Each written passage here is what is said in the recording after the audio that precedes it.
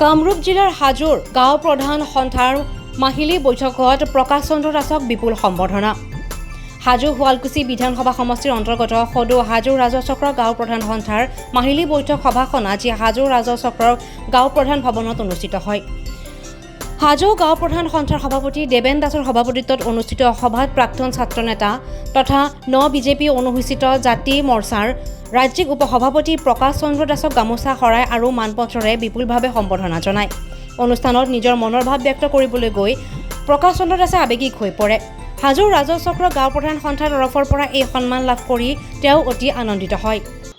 পুনতে মই সদৌ হাজো ৰাজচক্ৰৰ গাঁও প্ৰধান সংগঠনৰ যি সভাত মোক নিমন্ত্ৰণ কৰি যি মৰম আৰু আশীৰ্বাদ দিলে, যি সম্বৰ্ধনা জ্ঞাপন কৰিলে, তাৰ কাৰণে মই হাজো ৰাজচক্ৰৰ গাঁও প্ৰধান সন্থাৰ সভাপতি দেবেন ডেকা, ফিৰোজ আলী লগতে আন সকলোকো মই বিশেষভাৱে ধন্যবাদ জ্ঞাপন কৰিছোঁ।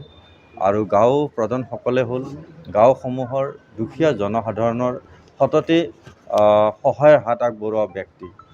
এইসকল ব্যক্তিৰ সহায় অবিহনে গাঁৱৰ সাধাৰণ জনসাধাৰণে কেতিয়াও ন্যায় নাপায়।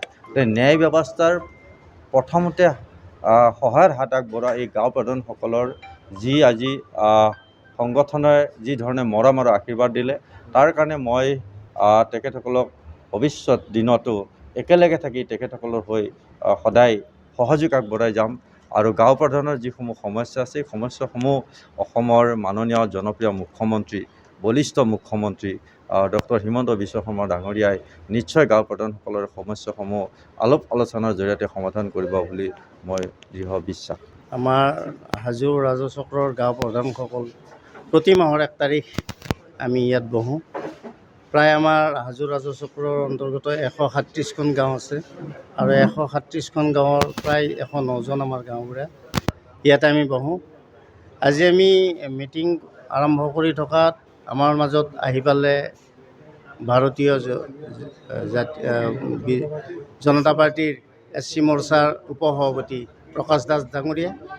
তেখেতক আমি আদৰিছোঁ আৰু তেখেতক আমি আজি সম্ভাষণো জনালোঁ আমাৰ গাঁও প্ৰধান সন্থাৰ তৰফৰ পৰা। অনাগত দিনত তেখেতে যি ৰাজনৈতিক খোজ পেলাইছে, আমি তেখেতক আশীৰ্বাদ কৰিছোঁ। তেওঁৰ যাতে ৰাজনৈতিক জীৱন উজ্জ্বল হয়। তেওঁ এজন এতিয়াৰ বৰ্তমান যি আমাৰ মুখ্যমন্ত্ৰী আছে, ভোটা তৰাৰ নিচিনা জিলিকি থকা, তেখেতকো যেন আমি হাজো শুৱালকুছি নতুন সমষ্টিটোত এটা ভোটা তৰাৰ দৰে জিলিকি থকা দেখা পাওঁ। আৰু আমাৰ এই হাজো শুৱালকুছি অঞ্চলটোৰ শান্তি সমৃদ্ধি উন্নয়নৰ ক্ষেত্ৰত তেখেতে লক্ষ্য ৰাখে, তাৰ কামনা কৰি আজিৰ এই সভাখন অনুষ্ঠিত হৈছিল আৰু তেখেতকো আমি এই সভাৰ জৰিয়তে আজি আদৰণি জনাইছোঁ।